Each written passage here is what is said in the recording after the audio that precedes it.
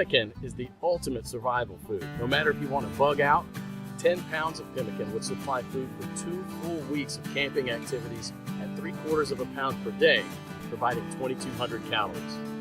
In survival mode, the same 10 pounds of pemmican would supply energy for almost a full month.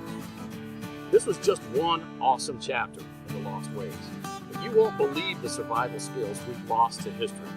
And that's what this book is all about, saving our forefathers' skills. I personally happen to know the man behind this book. Claude is an old-fashioned guy by any standard.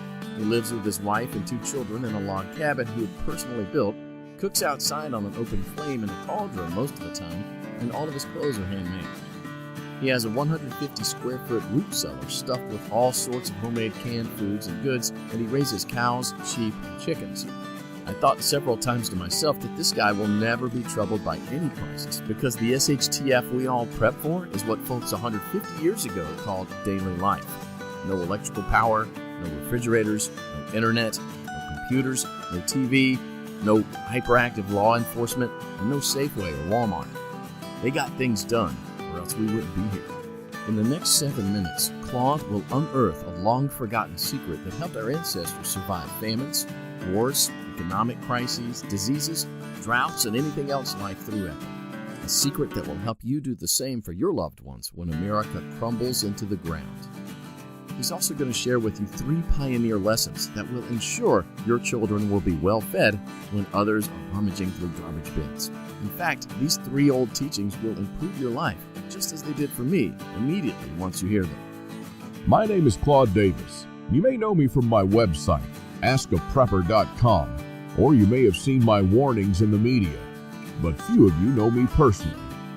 My story is emotionally heavy, with struggles and disappointments, but also with a faith in God.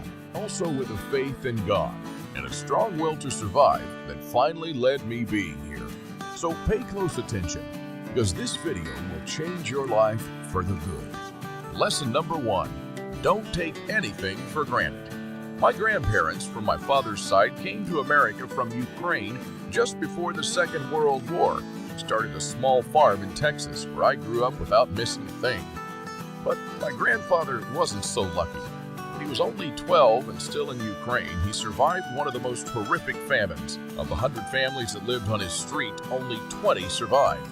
Though what you're about to hear is a real recollection, as it was written in a personal journal just after the crisis by one of his neighbors. Where did all the bread disappear? I do not really know. Maybe they've taken it all abroad. The authorities have confiscated it, removed it from the villages, loaded grain into the railway coaches, and took it away someplace. They've searched the houses and taken away everything, to the smallest thing. All the vegetable gardens, all the cellars were raked out, and everything was taken away. It was so dreadful that every day became engraved in my memory. People were lying everywhere as dead flies. The stench was awful. Many of our neighbors and acquaintances from our street died. We tried to survive the best we could. We collected grass, goosefoot, burdocks, rotten potatoes, and made pancakes, soups from putrid beans or nettles. Collected clay from the trees and ate it. Ate sparrows, pigeons, cats, and dogs. When there were still cattle, it was eaten first, then the domestic animals. Some were eating their own children. I would never be able to eat my child. One of our neighbors came home and her husband, suffering from severe starvation, ate their own baby daughter. This woman went crazy. Another neighbor wrote a petition to the authorities, and here's just a paragraph from that. Confiscated from me. If you don't return it, I'll die. I'm 78 years old and I'm incapable of searching for food for myself. And of course, nobody cared. In a crisis, it's everyone for himself. Although in many cases, families did still remain families. But just after the winter, when there's absolutely nothing to eat, my grandfather, together with his mother, went to the nearest town where the government had established a soup kitchen. Unfortunately, the 25-mile journey was too much for his mother. After just 5 miles, she couldn't walk anymore. My grandfather noted in his journal, "Mother said, save yourself, run to town." I turned back twice. I could not bear to leave my mother, but she begged and cried. and I finally went for good. Now, I don't know about you guys. I'm a father myself, and when I read these things, I burst into tears.